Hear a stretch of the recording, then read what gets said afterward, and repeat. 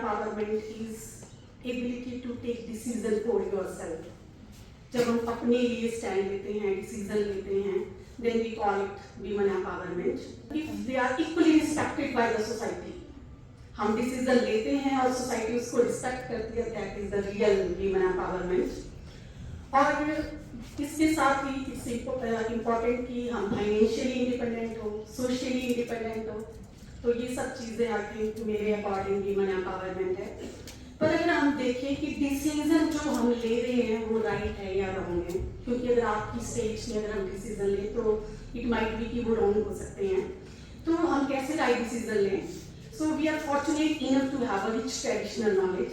हमारे कुरान, हमारे ग्रंथ, जैसे मैम ने भी एग्जाम्पल दिया शिव और शक्ति का, कितने रिच हैं। अगर हम उनकी स्टडी करें, उस लेवल पे जाएं, उस नॉलेज को गेन करें।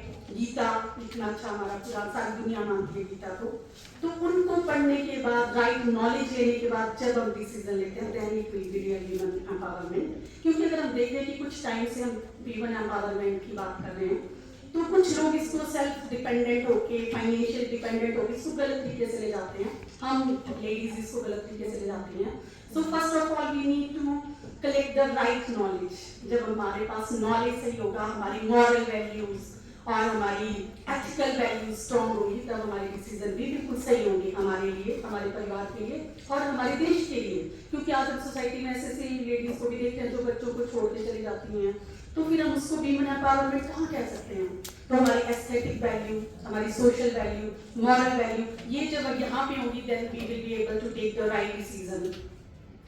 और जैसे मैं बात करूँ ट्रेडिशनल नॉलेज की, तो एक चीज़ मैंने नोटिस किया है, जो मैंने अपना रिसर्च पे डेली वाइड फूड प्लांट्स, तो मैंने देखा है कि जो हमारी दादी नानी इतना अच्छा नॉलेज होता है, पर आज की डेट में हम पढ़े लिखे होने के नाम पे या मॉडर्न होने के नाम पे हम उनके नॉलेज को डिस्कार्ड कर देते हैं।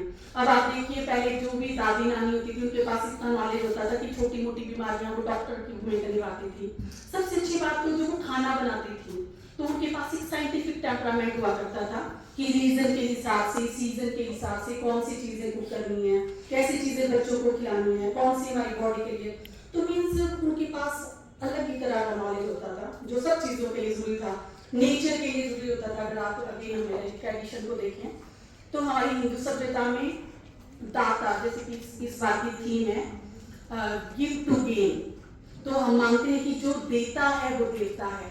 जैसे धरती माँ में सब कुछ देती है तो हम धरती को माँ कहते हैं, नदियाँ में पानी देती है उनको हम माँ कहते हैं, वृक्ष हमें देते हैं उनकी हम पूजा करते हैं। तो जो देता है वो क्या करता है, लेता भी है, क्योंकि जब वो देते हैं तो हम उनको क्या करते हैं, वर्शिप करते हैं।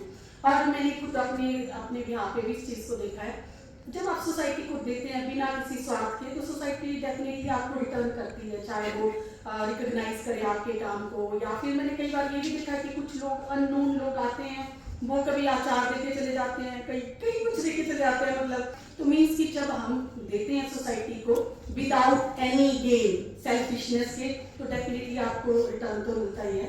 तो आप निस्वार्थ भाव से सेवा कीजिए देश की, अपनी सराउंडिंग की, तो डेफिनेटली आपको मिलेगा। अब वीमेन एम्पावरमेंट की एक चीज़ और जो मुझे लगता है कि हमारे गांव में भी बहुत ज़रूरी है, आजकल धीरे धीरे हम देख रहे हैं कि हमारा ट्रेडिशनल नॉलेज कम हो रहा है, again on the name of urbanisation and westernisation. तो जो नॉलेज था, जो सिर्फ ट्रांसफर होता था थ्रू ओरल मेथड, वो चीज़ डॉक्यूमेंटेड नहीं है कि कौन सी चीज़ कब खानी है। सर्दियों में देखो मेवे बनाते थे अलग तिल के, ये वो, और with passage of time homogenisation हो गई है। आजकल के बच्चे क्या, उनको वही चाहिए, पिज्जा चाहिए, मैगी चाहिए, और थोड़े दिनों में हम देखते हैं कि हमारे बाल सफ़ेद हो रहे हैं। क्यों? क्योंकि न्यूट्रिएंट्स कम हो रहे हैं। जब हम पूरी साल अलग अलग वैरायटी खाएंगे नीचे से, तो चीज़ें बेटर रहेंगी। तो आजकल देखो यंग बच्चों के, लड़कियों में पीसीओडी की प्रॉब्लम हो रही है, डिप्रेशन, स्ट्रेस, ये सब चीज़ें। अभी मैं नीचे प्रैक्टिकल ले रही थी, 2-3 लड़कियाँ, मैडम स्लाइड में दिख नहीं रहा है। तो मैंने कहा दिख रहा है, अपनी आईज चेक करो। तो मीन्स हम पूरा टाइम फोन पे लगे रहते हैं, तो मीन्स अब हमें ये राइट और रॉन्ग में डिसाइड करना इट्स वेरी इंपॉर्टेंट। तो ये जो नॉलेज था ये ओरल ट्रांसफर होता था, और ड्यू टू दिस ये नॉलेज कम हो रहा है, क्योंकि अब हमें कोई बोलने हमारे दादी ने तो मना करते हैं। पहले लोग साग ही बनाते थे, साग जड़ी बूटियाँ डाल के, तो आज के बच्चे तो कभी नहीं खाएंगे साग। So we need to give a modern twist to our recipes. और लड़कियां वो खाना बनाती हैं घर में, यूजली हमारे इंडिया में तो ऐसा ही, अभी भी लड़कियां बनाती हैं, तो उनके पास ये रिच नॉलेज होना कितना ज़रूरी है। अगर उनको नॉलेज होगा, फिर मैंने बच्चों से पूछा, सोचो सेकेंड ईयर के बच्चों से कि बताओ आंखों के लिए कौन सा विटामिन चाहिए, साइंस के बच्चे हैं, किसी ने नहीं बताया मुझे। मैंने कहा कौन सी चीजें खाएं जो विटामिन ए मिलेगा, आप बताएंगे कोई? कैरेट और जिसमें येलो कलर की जितनी चीज होती है, पपाया हो गया, ठीक है, येलो कलर में क्या होता है, विटामिन ए। तो अब आपको गोल्डन राइस में भी आपको पता होना चाहिए ना पहले कि आपकी बॉडी के लिए क्या जरूरी है। ये तो बेसिक नेसेसिटीज है ना। अगर नहीं मिलेगा विटामिन ए तो आपकी तो वीक होंगी ऊपर से आप फोन देख रहे हो। तो पहले तो राइट नॉलेज, और ये सारा नॉलेज ना 10th की किताब में है, देखना जरा, न्यूट्रिशन पोषण करके हिंदी में जो बुक है। तो हमारे एजुकेशन सिस्टम में बहुत प्रॉब्लम है, क्योंकि आज की डेट में हम सिर्फ स्कोर गेन करने के लिए पढ़ाई करते हैं। तो हमें पहले राइट नॉलेज उसको अप्लाई करना, जैसे मैम ने बोले, मैंने भी जस्ट इतना ही किया कि जो मैंने पढ़ा था वो मैंने करके देखा, बस अप्लाई किया उस नॉलेज को। तो आप जो भी पढ़े उसको करके देखें और अपने लिए करें, अपनी बॉडी के लिए करें। हेल्दी रहना सबसे इंपॉर्टेंट है। जरूरी नहीं है कि हम सैनिक बन के देश की सेवा कर सकते हैं, अगर हम हेल्दी रहेंगे तो भी एक कॉन्ट्रीब्यूशन है। क्योंकि मैं देख रही हूँ कितने दिनों से मैं बॉटनी की एचओडी हूँ, तो बच्चे आते हैं साइन करवाने, लीव ले रहे होते हैं, तो अक्सर बच्चे हॉस्पिटल जाने के लिए ले रहे होते हैं। तो ये तो बड़ा हमारे टाइम में हम बंद करते थे क्या, चलो मूवी देख ली, फन कर लिया, पर आप हॉस्पिटल जाने के लिए ले रहे हैं। तो सोचो हॉस्पिटल में और scenario, you know very well कितना स्ट्रेसिंग होता है वहाँ पे। तो कहीं ना कहीं रिसोर्सेज तो वेस्ट हो रहे हैं ना। आप मेंटली परेशान हो रहे हो, आपके साथ कोई छुट्टी लेके जा रहा है आपको दिखाने के लिए, तो उसका भी टाइम वेस्ट हो रहा है। तो खुद को हेल्दी रखना भी एक चैलेंज है। नशा इतना हो रहा है, देखो लड़कियां भी उसमें पीछे नहीं है। तो हमें एम्पावरमेंट पॉजिटिव साइड में करनी है, नेगेटिव साइड में नहीं करनी है। तो इन चीजों से दूर रहो। आपको पता है बीइंग एजुकेटेड की ये चीजें ठीक नहीं होती है बॉडी के लिए, ठीक है। तो ये कुछ चीजें हैं जिन पे लेके हमें काम करना पड़ेगा। और if we women take a lead then we can change the scenario. और अगर हार्ड रियलिटी देखें आज की भी, मैंने बहुत सारे, जैसे एक प्रोजेक्ट मिला था मेरे को डीएसटी का, साइंस एंड टेक्नोलॉजी का, तो मैं वहाँ गई जब सिलेक्शन कमेटी में, देखा कोई लेडी वहाँ पे नहीं थी। फिर मेरे को एक एनवायरमेंट का एक मेरे को अवार्ड मिला था, एनवायरमेंट लीडरशिप अवार्ड। तो मैंने देखा स्टेज पे कोई लेडी नहीं थी, सिर्फ एक थी दिया मिर्जा, और वो ब्रांड एम्बेसडर थी। तो मतलब लड़कियों को वो चीजें दी जाती है जैसे टोई हो गया, या आप रिसेप्शनिस्ट बन जाएं, है ना। तो मतलब जहाँ पे डिसीजन मेकिंग में हम नहीं है, तो इक्वल अपॉर्चुनिटी जब तक नहीं मिलेगी तब तक हम वीमेन एम्पावरमेंट नहीं बोल सकते। तो डिसीजन मेकिंग में रोल होना चाहिए वीमेन का, क्योंकि अब सिलेक्शन कमेटी में सारे जेंट्स होंगे, कोई लेडी नहीं होगी, तो डेफिनेटली कहीं ना कहीं तो ये डिफरेंस आता है। और जो भी जितनी भी डिसीजन मैंने जितना भी फेस किया अभी तक अपने इसमें, तो मैंने ये देखा लोअर लेवल पे आपको मिलेगी लेडीज, पर जो डिसीजन मेकिंग वाली जो थी वहाँ पे लेडीज मेरे को नहीं दिखी।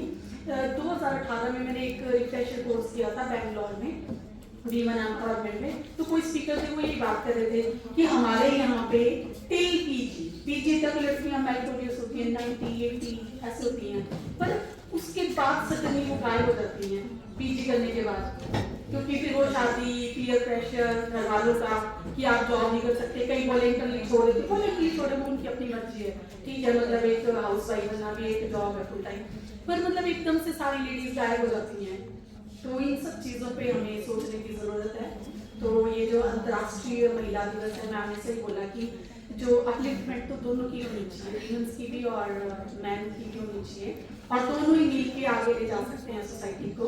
तो माइंड सेट भी चेंज होना चाहिए, लोगों का भी, सोसाइटी का भी और जेंट्स का भी।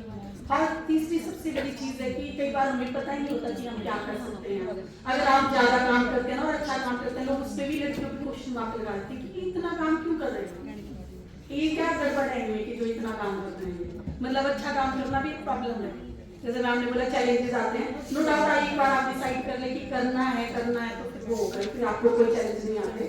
और मुझे नहीं लगता कि आपको किसी की जरूरत होती है, आप अकेले भी कर सकते हो, विदाउट जेंट्स भी आप कर सकते हो। एक बार आपने डिसाइड कर लिया, बस ये कि यू हैव टू डिसाइड, तो आप कर सकते हैं अकेले भी। मैं मैक्सिमम काम अकेले करती हूँ, and I prefer to do alone, क्योंकि जब आप लोगों के साथ बनाते हैं ना, उनके एक्सक्यूज उनके हिसाब से चलो। जब आपने अकेले करना है, you know how to manage according to your capabilities.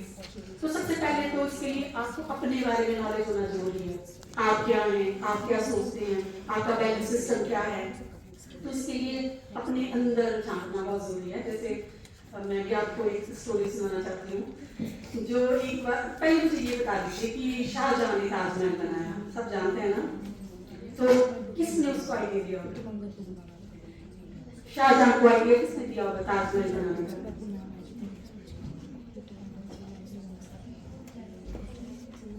Tower जिसने बनाया उसको किसने आइडिया दिया होगा कि आप टावर बना दो?